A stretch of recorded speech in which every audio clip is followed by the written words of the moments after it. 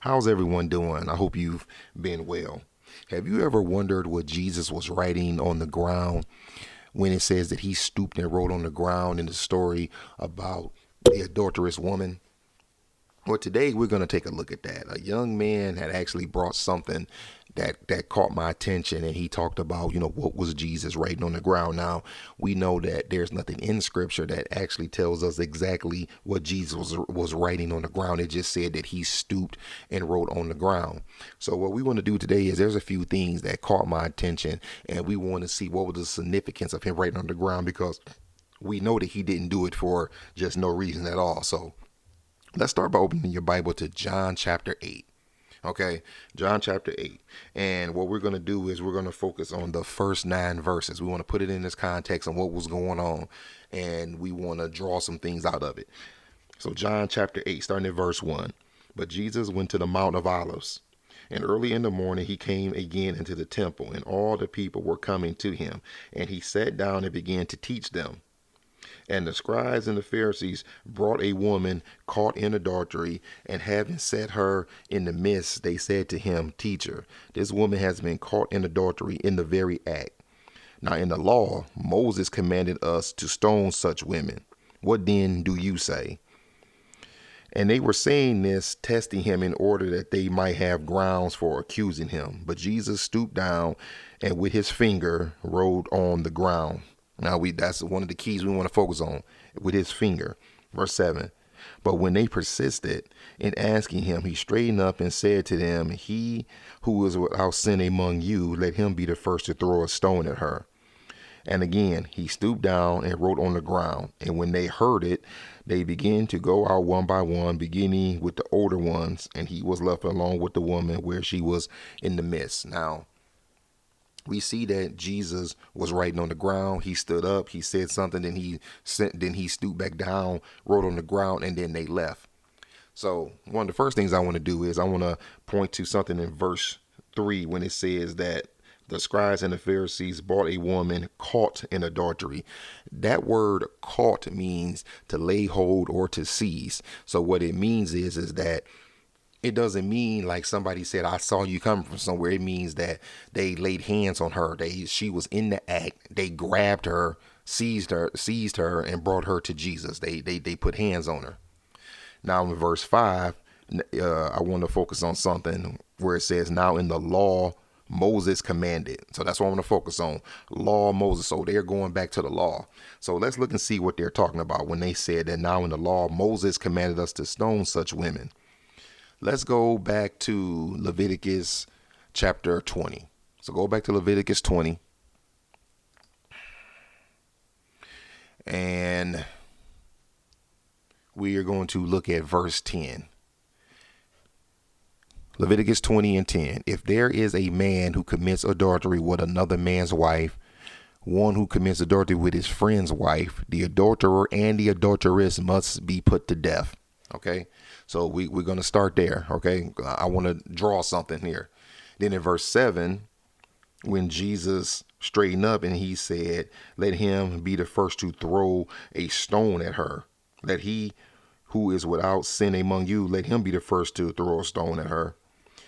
We want to look at Deuteronomy chapter 17. So if you still have your hand in Leviticus 20, turn to Deuteronomy 17. Deuteronomy 17.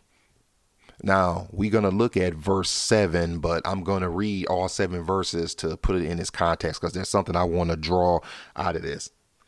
Deuteronomy 17, starting at verse 1. You shall not sacrifice to the Lord your God an ox or a sheep which has a blemish or any defect, for that is a detestable thing to the Lord your God.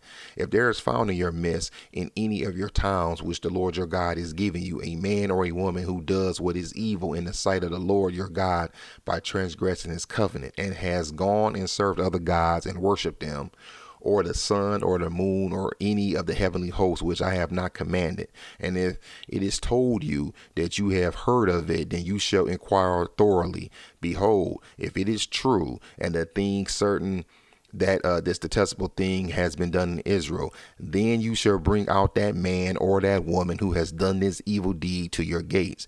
That is the man or the woman, and you shall stone them to death.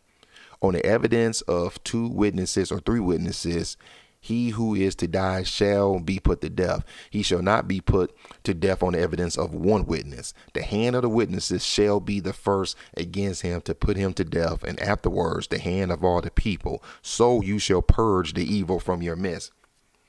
Now, we see where the witnesses come in at. Now, yes, there are more than one witness here. That's the reason why Jesus said, let he who among you is without sin be the first to cast a stone at her.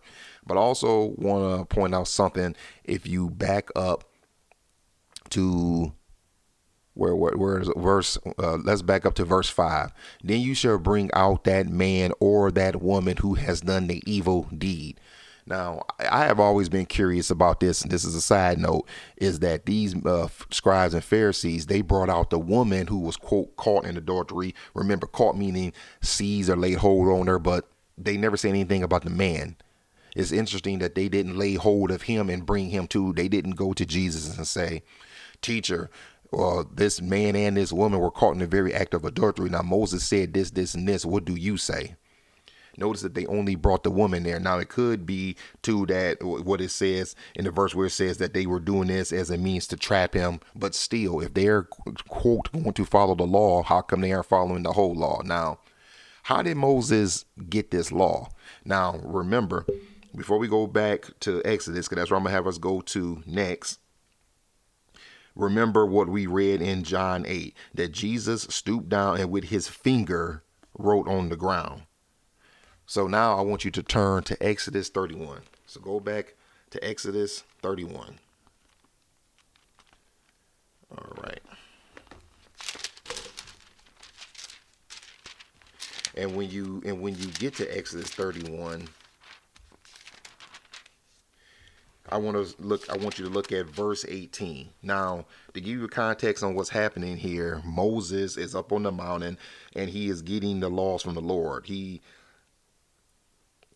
has been up here for a minute, and the Lord has been explaining to him all the things that he's supposed to tell Israel, how they're going to build the tabernacle, the signs of their Sabbaths, all of these things. But in verse 18, Exodus 31, and when he had finished speaking, he being the Lord, with him, that's Moses, upon Mount Sinai, he gave Moses the two tablets of the testimony, tablets of stone written by the finger of God.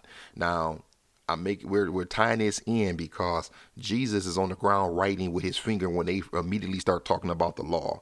When you go back to Exodus 31, we see that Moses had the stone tablets written by the finger of God. Now, could it be that Jesus is writing the law down on the ground verbatim the way that he gave it to Moses? Or could it be that Jesus is proclaiming himself to be the I am?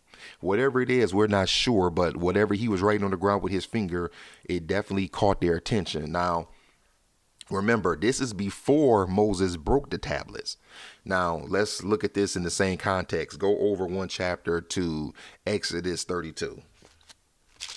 And I want to look at verses 15 and 16 in the same context. Then Moses turned and went down the mountain with the two tablets of the testimony in his hand, tablets which were written on both sides. They were written on one side and the other. And the tablets were God's work, and the writing was God's writing engraved on the tablets. It was God's writing engraved on the tablets. Now, we know who wrote this law on the tablets. Moses was up there getting the law, but those first two tablets, they were written by the finger of God. Same way Jesus used his finger, which I think that was on purpose, to show the Pharisees that he is the law, that he's the one who gave the law. Now, Moses reminds the people later that the finger of God wrote on these tablets. So turn to Deuteronomy 10. Excuse me. Turn to Deuteronomy 9. Deuteronomy chapter 9. Let's look at one more thing.